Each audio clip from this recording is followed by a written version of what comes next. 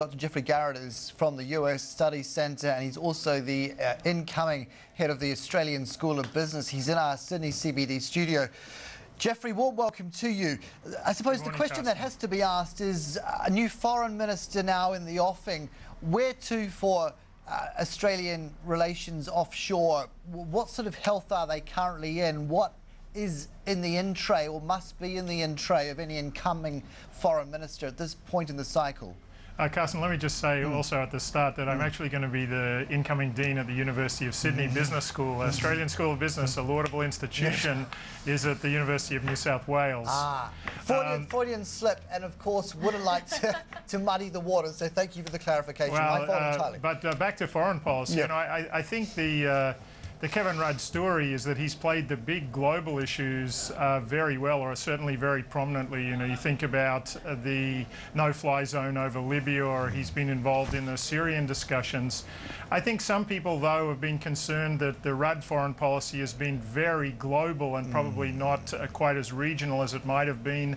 His relationship with the Chinese, which many people expected to be so good, I think proved pretty difficult. So if we're looking at a new foreign minister, you know, I don't think anything overt would change in foreign policy in Australia, but certainly the tone might change a little bit. Stephen Smith, I think, did a very competent job when he was in the position before. People have been talking about Craig Emerson. You talked about Simon Crean. The only thing I'd say about Simon Crean is that when he was Trade Minister, he was a very strong proponent of concluding the Doha round, which now looks like a bit of a dead letter. So that might be an interesting twist if he was to assume that role. You're saying he's likely to pick up on that? It's sort of a bit of a bugbear issue that he doesn't want to sort of see kicked any further into the long grass? Well, you know, I don't know about that. Australia obviously has been a big champion of Doha, particularly given our agricultural competitiveness. But what's happened in the US and I think in the region is that there's been a move on from Doha towards the Trans-Pacific Partnership.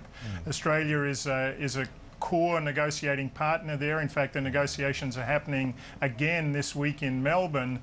You know, I think for Australian trade policy, TPP has got to be the big thing. In foreign policy more generally, you know, we do have some massive issues out there on the agenda. I think Iran is the biggest one. Kevin Rudd obviously has been able to play in that policy stream pretty effectively, but I'm not sure Australia needs to have or is likely to have so much influence. If you think on the economic side, we're probably looking at a continuation of the government's policy there. Wayne Swan hasn't been as visible on the international arena as Kevin Rudd, but I'd imagine that the Swan position is still the same, which is we've got to take Europe's problems very seriously.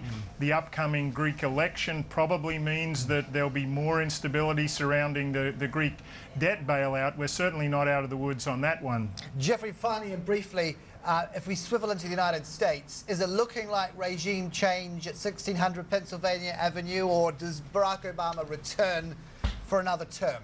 I think the unlikely outcome is proving more and more plausible, which is that Barack Obama will be re-elected despite incredibly high unemployment and ongoing housing woes in the US. What we actually need to look at in the US over the next week or so is whether Mitt Romney can finally convince the Republican Party that he's the man to take on Barack Obama. He's taken a lot of hits recently. Rick Santorum has risen.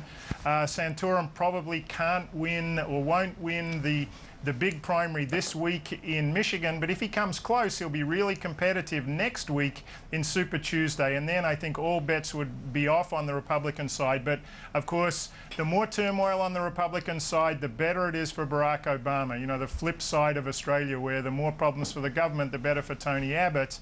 In the US, problems on the challenger side means more likely we'll have 4 more years of Barack Obama. And if it's true that people vote according to the health of what's in their back pocket, consumer confidence running at a 12-month high, he's looking like he could ride off the back of that with some relief, notwithstanding elevated unemployment. Jeffrey, thank you as always. My pleasure, Carson. Appreciate it.